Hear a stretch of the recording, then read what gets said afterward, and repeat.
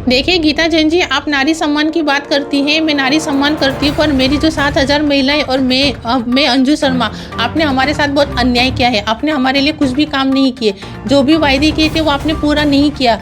मैं अंजू शर्मा, नारी सशक्तिकरण फाउंडेशन की CEO, मैं आपको इस फाउंडेशन से बेदखल करती हूँ और 8 दिन के अंदर मैं ऑफिस खोलूँगी, महिलाओं को मैं काम दूंगी, रोजगार दूंगी, मैं सब कुछ उनको करके दूंगी मैं। और आपने जो 100 रुपए इनके लिए थे उसका भी हमें कुछ भी फायदा नहीं हुआ। और हम आप एक लेडी से मैं आपका इज्जत और मान सम्मान रखते हुए कह रही हूँ, मैंने इसमें से एक भी शब्द झूठ नहीं कहा है। अगर आपने दूसरे बयान में मेरे खिलाफ आरोप लगा या कुछ किया तो मैं आपके ऊपर लीगल एक्शन लूंगी। मेरी 7,000 महिलाओं को आपके बंगले के बाहर लाके खड़ा कर दूंगी। नमस्कार आदाब, आप देख रहे हैं ऑन रिकॉर्ड, मेरा महेंद्र। दोस्तों, कई महीनों पहले हमने खबर बनाई थी कि नौगढ़ पुलिस थाने में एक मामला दर्ज हुआ है जिसमें नारी सशक्तिकरण फाउंडेशन नामक जो सामाजिक संस्था है जिसकी अध्यक्षा हमारे शहर की विधायिका गीता जैन है, उस फाउंडेशन की एक पदाधिकारी ने, महिला पदाधिकारी ने इल्ज़ाम लगाया था पुलिस स्टेशन में कि राजन नायर नामक जो व्यक्ति जो MLA गीता जैन के यहाँ पर जॉब करता है, उन्होंने उस महिला का फ़ोन हैक करके उसमें कई सारी चीज़ें निकाल कर उन्हें बदनाम करने की कोशिश की और उनको ब्लैकमेल किया जा रहा था, ऐसा आरोप लगाया था, जिसके चलते नौगढ़ पुलिस थाने में मामला दर्ज भी हुआ था। और आनंद फानन में उस दौरान MLA गीता जैन ने राजन नायर नामक जो आरोपी था उसको अपने ऑफिस से निकाल दिया, उन्हें काम पे से हटा दिया।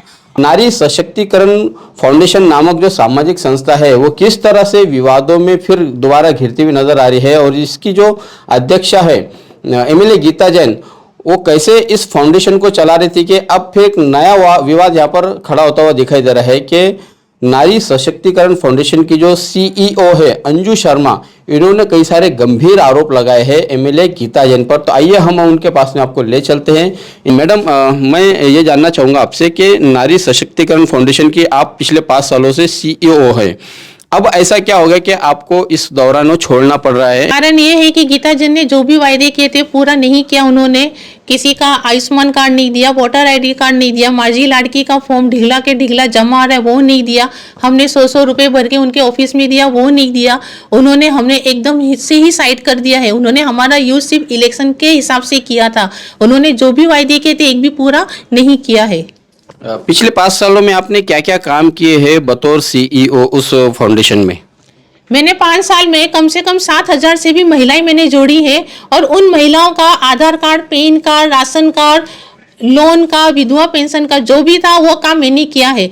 पर जब मद्देनजर रखते हुए गीता जैन को ये पता चला तो उन्होंने ऑन द स्पॉट मुझे रोक दिया कि आपको ये काम नहीं करना है, अगर ये आप काम करेंगी तो मैं आपके ऊपर पुलिस कंप्लेन कर दूंगी। उसी तरह से मैंने वो काम रोक दिया। अब मुझे समझ नहीं आ रहा था कि मैं क्या करूं।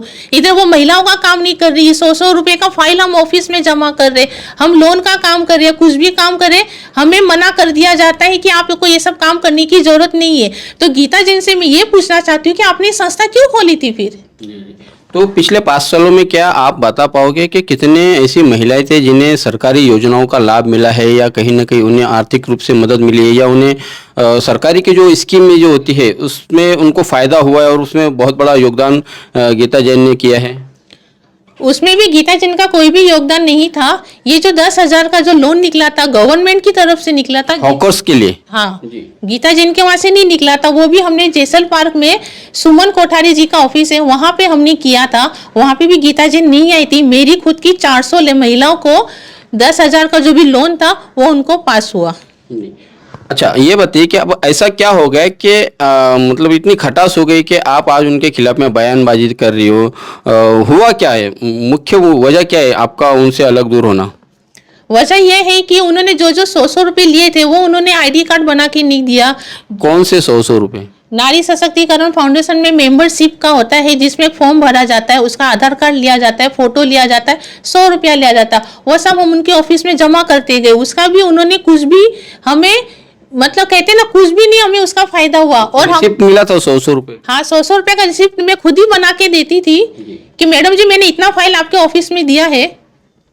मैडम जी बोलती थी हाँ ठीक है। उसमें से भी उनके ऑफिस में जो भी महिलाएं जो काम करती थी कंप्यूटर पे, जब मैं उनसे पूछती थी कि भाई आप आईडी कार्ड क्यों नहीं बना के दे रही, तो कहते हमने 300-400 फॉर्म साइड कर दिया है, किसी का फोन नंबर नहीं है। तो मैंने कहा कि वो फाइल मुझे बताया जाए, अगर मेरी मेंबर है तो मुझे पता है, तो मैं उनके घर जाके वो फॉर्म कंप्लीट फिलअप करूंगी, पर वो भी मुझे नहीं दिया गया, एक भी फंक्शन में बुलाया नहीं गया। और हम भी जब भी बंगले में जाते हमें 10 मिनट बाहर खड़ा किया जाता था, उसके बाद ही हम बंगलों के अंदर एंट्री करते थे। ये मतलब आपका ऐसा कहना है कि वहाँ पर आपको इंसल्ट फील होता है काम करने के दौरान, कि आपको वहाँ पर बाहर खड़ा रखा जाता है, आपकी बातें नहीं सुनी जाती, तो आपने भी तो कुछ ना कुछ लाभ लेने की कोशिश की होगी इस संस्था के माध्यम से? मैंने संस्था के माध्यम से लाभ लेने की कोशिश नहीं की, मेरे साथ में महिलाएं जुड़ती गई। अब मैं गीता जैन को तो 1 सेकंड में छोड़ सकती थी, पर मेरी जो 7,000 महिलाएं मुझसे जुड़ी थी, जो उन्होंने मुझसे उम्मीद लगा के रखी थी, मैं उनके खातिर मैंने गीता जैन को नहीं छोड़ा। और लास्ट तक मैंने कोशिश की कि गीता जैन जी आप कुछ तो काम करिए, कुछ तो हमें बताइए कि नारी शक्ति आपने क्यों खोला था। पर लास्ट मोमेंट तक गीता जैन का जवाब नहीं था, और बोली जब समय आएगा हम बताएंगे। समय तो अब कब आएगा पता नहीं। तो अब आपका ये बयान क्यों आ रहा है? चूंकि चुनाव सर पर है, कहीं उनके जो विपक्ष के जो लोग हैं उनके कहने पर आप ये बयानबाजी तो नहीं कर रहे हैं गीता जैन के खिलाफ में? मेरा किसी भी पार्टी से कोई भी दुश्मनी नहीं है, मेरा गीता जैन के भी साथ ना दोस्ती है ना दुश्मनी, मेरा किसी भी पार्टी के साथ में ना दोस्ती है ना दुश्मनी, ना मैं किधर आती हूँ ना किधर जाती हूँ। मुझे सोशल मीडिया में आने का भी शौक नहीं था, ना मेरा किधर बैनर लगता है, ना गणपति नवरात्रि में किधर भी मेरा बैनर नहीं लगता है। ये मेरी 7,000 महिलाएं और जो मीरा भाईंदर में हर कोने से महिलाएं मुझसे जुड़ी हुई हैं, आप उनसे पूछ सकती हैं। मैं सिर्फ उनके खातिर ही गीता जैन के यहाँ पे रुकी थी। मैं गीता जैन को कब का छोड़ने वाली थी, पर महिलाओं की वजह से मैं रुकी हुई थी वहां पे। नहीं तो फिर अब क्यों? मतलब क्या ऐसा कोई आपको कोई पॉलिटिकल कोई सपोर्ट मिल रहा है, कोई पर्दे के पीछे से छुपके जो आपको प्रमोट कर रहा है कि हाँ भाई ठीक है अभी चुनाव है तो अभी इनके खिलाफ में एक माहौल भी बन पाएगा, अभी क्यों? नहीं, मुझे किसी भी पॉलिटिकल का सपोर्ट नहीं मिल रहा है, और नहीं मुझे मेरे पास कोई पार्टी आई है कि भाई आप हमारे से जुड़िए। मैं 1 या 1.5 महीना पहले गीता जैन से मिली, मैंने कहा मैडम जी अभी हमारा क्या करना है आप बताएंगी। तो राशन जो गरीब महिलाओं को मैं अपनी तरफ से राशन देती थी, उस पर गीता जैन बहुत ज्यादा गुस्सा हो गई। कहती है आपको ये सब काम करने की जरूरत नहीं, अगर आप करेंगी तो मैं आपके ऊपर पुलिस कंप्लेन करूंगी। बोली आप मेरे पे पुलिस कंप्लेन करेंगी तो आपने 5 साल क्या काम किया नारी शक्ति में, वो आप मुझे बताइए। और मेरा 1 साल का जो पेंडिंग चल रहा है वो आप भी मुझे क्यों नहीं दे रही है। वो मद्देनजर रखते हुए मैं गीता जैन को छोड़ रही हूँ। मैं ये एक मैं आपको थोड़ा पीछे ले जाऊंगा कि कुछ महीनों पहले एक महिला सशक्तिकरण फाउंडेशन की महिला पदाधिकारी थी जिसने एक बड़े गंभीर आरोप लगाए थे, नौगर पुलिस थाने में एक एफआईआर भी दर्ज हुआ है। तो उस दौरान आपने क्या रियलाइज किया, उनका क्या जो पक्ष था, क्या उनको उस महिला के साथ में नहीं खड़े रहना चाहिए था जिसके साथ में अन्याय हुआ है, या जिस पर जो है कि कहीं ना कहीं उसे दबाने की कोशिश की जा रही है? तो वहाँ पर मैडम बिल्कुल अलग थलग हो गई थी, मैडम ने छोड़ दिया था उसको। उस वक्त के थोड़ा मैं आपसे जानना चाहता हूँ कि मैडम का जो स्टैंड था वो क्या था और कैसा आप देखते? देखिए ये चीज़ तो मुझे बाद में पता चली जब राजन वासु नायर का जो वीडियो था वो बाहर लिंक हुआ मीरा भाईंदर के अंदर, फिर मुझे सच्चाई पता थी। गीता जैन को सब कुछ पता था, सब कुछ पता होने के बावजूद भी उन्होंने उस डायरेक्टर का सपोर्ट नहीं किया, और उन्होंने अपनी इज्जत बचाने के लिए, अपने वालों को बचाने के लिए उन्होंने बंगलों से सबको बाहर निकाल दिया, सबको गेट आउट कर दिया, किसी को भी उन्होंने पेमेंट नहीं दिया, सबको रुला के बाहर किया।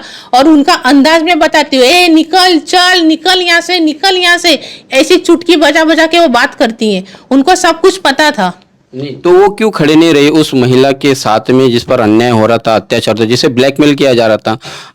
बड़े वो बातें करते महिला सशक्तिकरण के, सक्षमीकरण के, तो फिर उस दौरान उन्हें खड़ा रहना चाहिए था। आप लोगों को कुछ ऐसा बताया गया था कि इनका साथ देना है नहीं देना है? हमें कुछ भी पता नहीं था। और गीता जैन का मैं एक चीज कह दूं कि गीता जैन जो दिखती है वैसी है नहीं। वो किसी का कुछ काम नहीं करती है, वो किसी का कुछ भी काम नहीं करती। उन्होंने डायरेक्ट ही बोल दिया कि मैं ये सब कुछ करने वाली नहीं हूँ। वो डायरेक्टर गई थी उनके पास मदद मांगने के लिए, और उनके बंगलों में जो सीए है राजन वासु नायर, उनको तो गीता जैन ने बैठाया था ना बंगलों के अंदर। हमारा जो भी था सब उन्होंने कहा था आप इनसे हैंडल करो। अभी गीता जैन ने हाथ ऊपर कर लिया, राजन वासु नायर ने नंबर ब्लॉक कर दिया है, तो हम महिलाएं, मैं और मेरी 7,000 महिलाएं कहां पर जाएं? ठीक है, एक आखिरी सवाल का जवाब दीजिएगा कि पिछले 5 साल में आप उनके साथ में जुड़कर काम किए, तो कैसा आप उन्हें देखते हैं, उनका काम करने का तरीका, और क्या लोग उनसे जुड़ना चाहिए, उनके साथ उनका साथ देना चाहिए आने वाले चुनाव में? मैं मीरा भाईंदर की जनता से यही रिक्वेस्ट करना चाहूंगी कि आप गीता जैन जी से मत जुड़िए। वो जो बोलती है वो करती नहीं है। मैंने 5 साल उनका रूप देखा है अंदर से। वो जो बोलती, वो जो फंक्शन में जाती है, वो बस वही, वो उनको सिर्फ फंक्शन करना, गरबा करना, हालो रे हालो गरबा करना, अपना बर्थडे मनाना, बस यही उनको अच्छा लगता है। और उनका एक और चीज मैं बताती हूँ, उनका जो पीए है राजेश, वो मीरा भाईंदर का 2nd एमएलए है।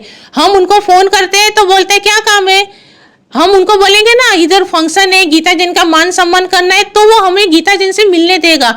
आप बोलेंगे ना मेरा पुलिस का मैटर है, मेरा घर का मैटर है, मेरा पति मारता है, या पति बोलेगा पत्नी मारती है, दोनों भाग गए, तो पीए फोन पे ही बोल देगा गीता जैन इधर नहीं है, नागपुर गई है, अधिवेशन में गई है। इसी तरह से फोन पे ही सारा काम हो जाता है। ये सब मिली भगत है गीता जैन की। तो आपको अगर अपना भविष्य देखना है मीरा भाईंदर में, तो गीता जैन को इलेक्शन में वोट करने से पहले आप 100 बार सोचिए, और उन्होंने 5 साल क्या काम किया वो देखिए, नारी शक्ति में क्या काम किया है वो देखिए।